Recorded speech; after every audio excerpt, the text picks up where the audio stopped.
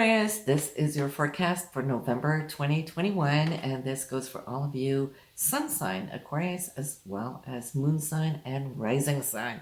So listen, we have a big month here. It is good to see you as always, and what we are checking on for you this month is your area of career. It's really going to peak up and expand. Now, as we start off the month, there might be some great news for you, Aquarius. From Mercury to Jupiter delivering the message. This might have something to do with travel. Whether you're traveling on November 1st or not, there could be news of it and then it can come in a little bit later. There can also be something else that is delivered to you that can really come to expand your horizons. That's what Jupiter does. And you have Jupiter in the first house alongside there with Saturn. Both of them, they were sleeping from late spring throughout summer, right? But picking up speed there in October when they moved forward.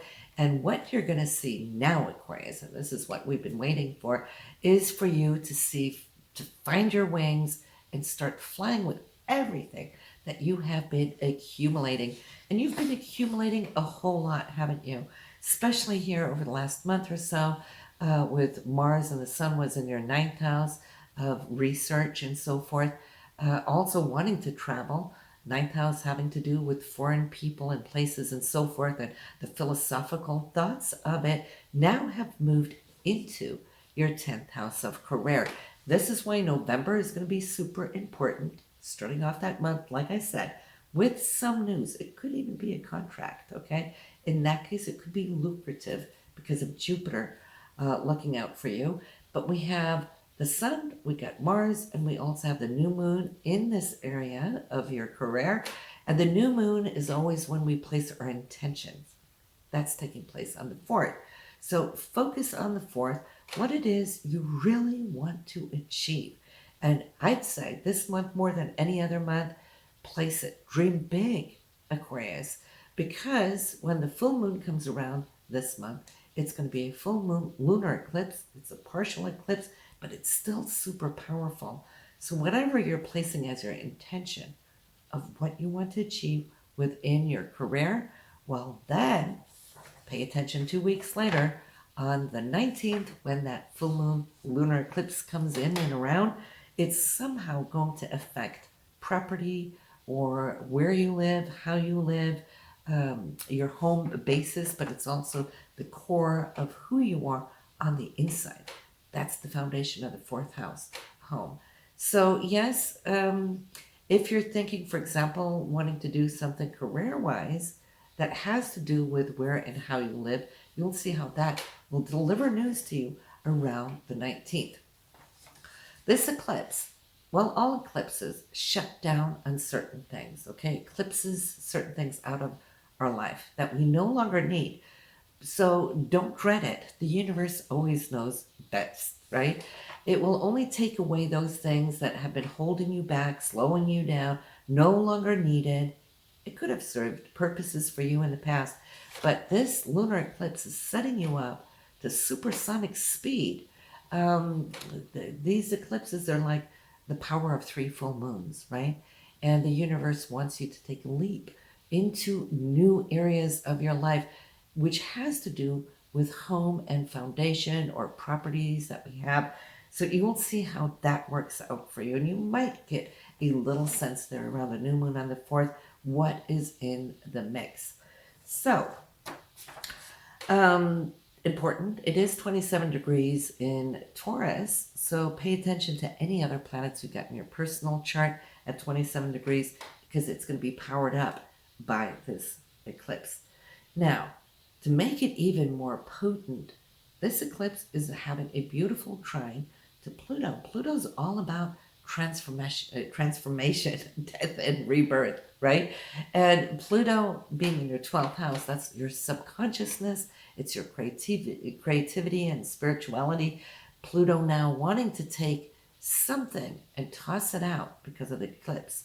Whatever you thought or believed before, you're going to see how the transformative energy of Pluto now picking up, allowing you to see with different eyes, and it really holds certain wow factors I think you've been searching for a very long time, Aquarius, as Pluto has been passing through your 12th house, and it still has another 6 degrees to go before it's coming into your first house. So we still have a couple of years there, but this lunar eclipse is going to shunt you forward. Loving that for you. Then we also do have Venus. Venus is all about love, balance, harmony, beauty, those things. It is passing through your 11th house of hopes and dreams. So this could be a very powerful time for your circle of friends. 11th house rules that. Your friends and acquaintances, groups and organizations, anything within social media and so forth. Venus is working here already on the October end before we even get into November.